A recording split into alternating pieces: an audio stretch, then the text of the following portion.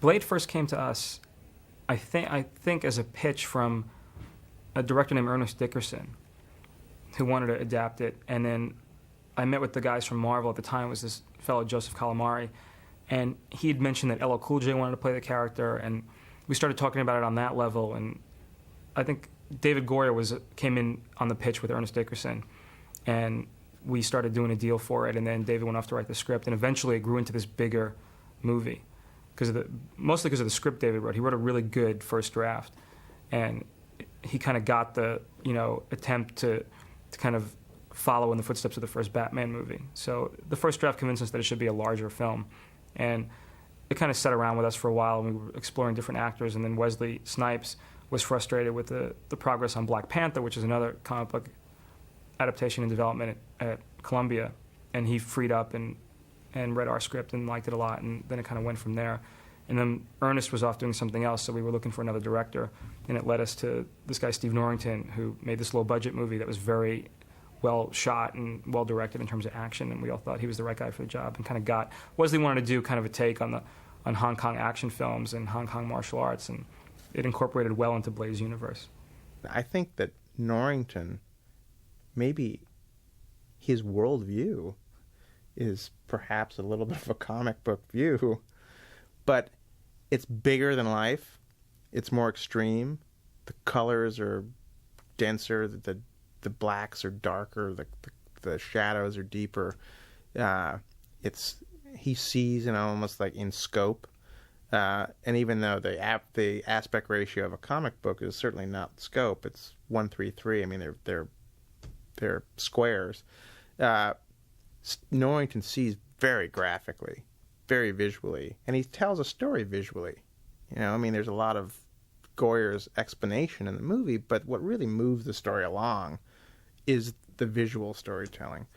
We had ideas about a program where Frost would keep people in cold storage for his bloodletting, so human blood bank, in other words.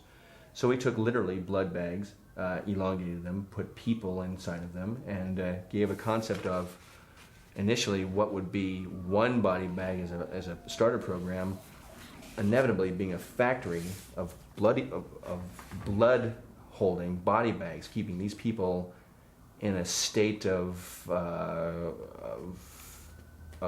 cool, and would be able to pull actually store and feed off of these people while keeping them alive. It's part of the story point that actually was removed from the picture.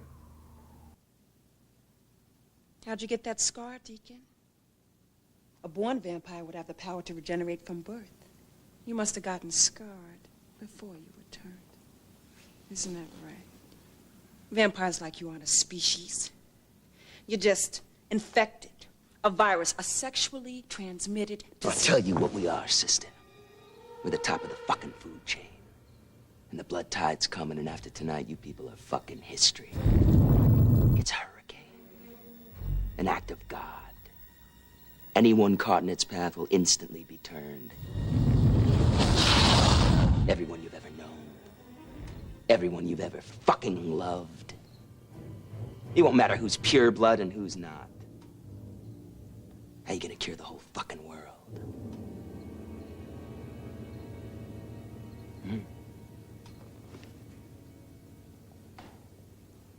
And Blade's blood is the key.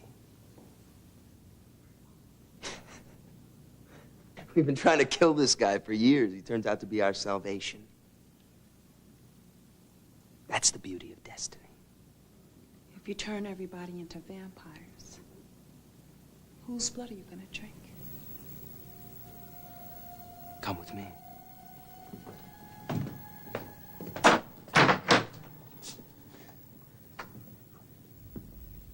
Neat, huh?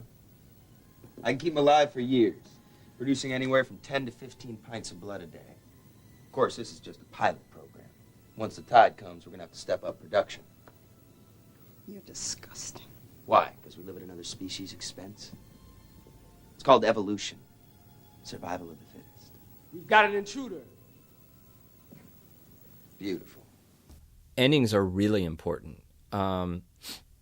If you have a great movie and your last 10 minutes aren't so great. I mean, they're really important because it's the last impression that people are, that you leave with people.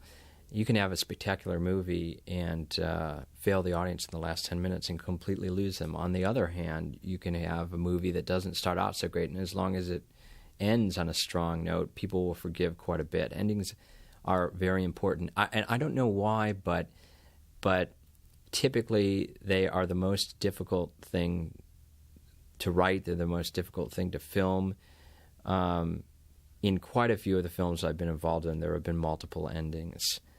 Part of the reason is you never know what you're going to get when you make a movie. You never know which performances are going to pop. Things that work really well on the written page just end up working horribly, on screen, and vice versa. You have no idea, and so you can think a scene will play, excellently, and when it's cut together, it's just flat and dead as a dog. And conversely, you could be really worried about a sequence in script form, and then it ends up being brilliant, and it turns out not to be a problem at all. And it's always there's always a sense of discovery when you watch a film for the first time, and you never know what you're going to get. I mean, writing a script is not the same thing as making a movie. The script is the blueprint, and it goes through an evolutionary process. In the original script, we had this ending with Magra. Stephen Dorff's character, Deacon Frost, would turn into this big... I think originally, actually, he calls forth this big blood monster that would be like a Lovecraftian monster. And then we kind of, before we shot the movie, decided that he himself should turn into Magra. But we all kind of thought, it's a little cheesy, this big blood thing, conceptually. And we saw actually like still animatic shots of it. We never really thought it was that great, but we thought maybe it'll work. So we kind of went into it a little doubtful. And then eventually it just looked like this big Jell-O thing, and once in the test screenings, once the audience got hooked into Stephen Dorff, the minute he was not Stephen Dorff anymore and became this faceless, gelatinous, gloopy mass, they just checked out of the movie. They sat there patiently and waited for the end, but they just really were into Dorff as a villain, and the minute he was off screen and became this thing they couldn't relate to, it got really silly. So we panicked and scrapped the whole thing and decided to do a new ending that kept Stephen, the villain, because that's what they really liked. So I think it was a conceptual flaw from the beginning. We always thought it was a little sketchy, but it might work, but we never really addressed it, and then we paid for it in production.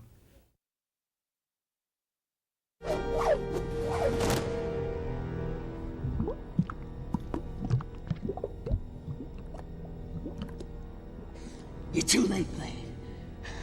The sleeper has awakened.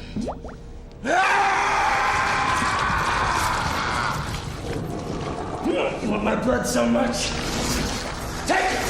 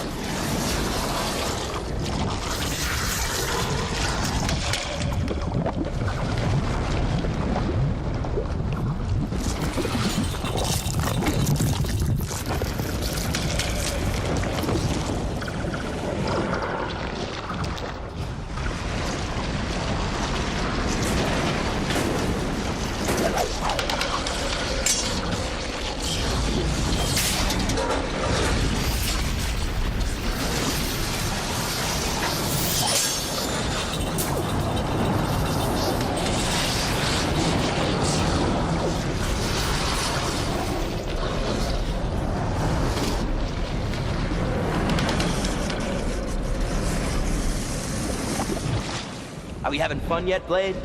I sure hope so. Because after I'm done with you, I'm gonna fuck the whole human race. I'm not Frost anymore. I'm the plague of darkness. Anyone I touch will be turned. Fucking pathetic. What? You see him? Can't help you now, stud. I feel sorry for you.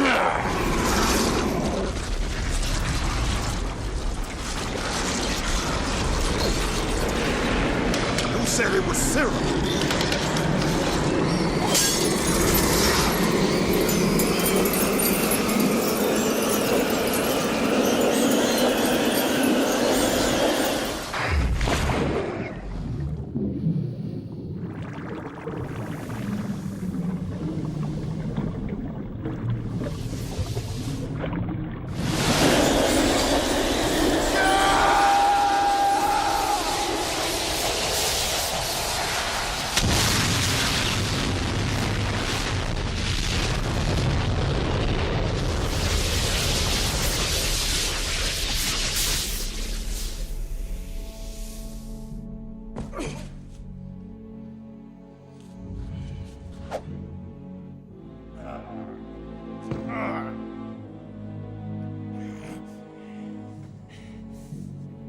It's not over, please. Your problem is...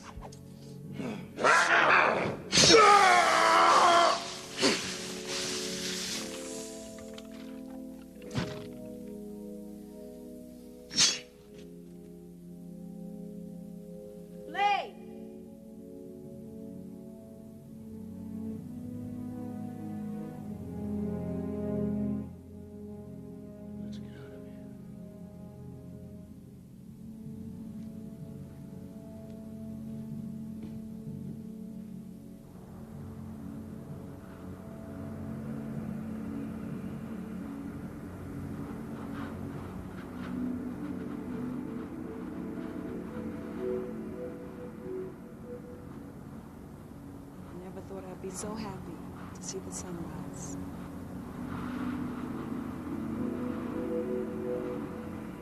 I need to get back to the lab. I'm gonna cure you. It's over.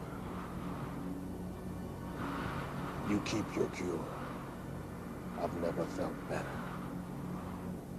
Besides, as long as there's a war going on, I still have a job to do. Oh, yeah? Then you're back on the clock.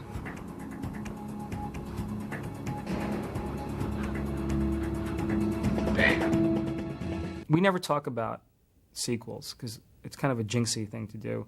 And we're never sure. Like, we do just deal with the one movie and trying to make it the best we can.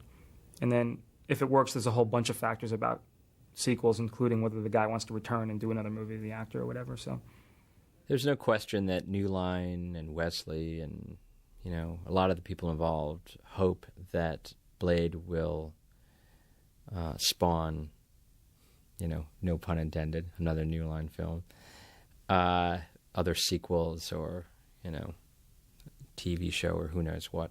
It really didn't affect what we were doing when we were creating the film. Obviously, the big question to me will be, I mean, Blade is a very graphic, violent, dark movie.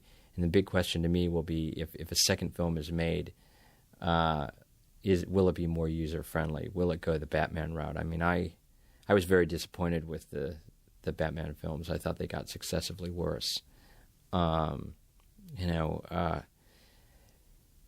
If there's going to be a Blade Happy Meal 4 or 5 years from now, I think we're in trouble.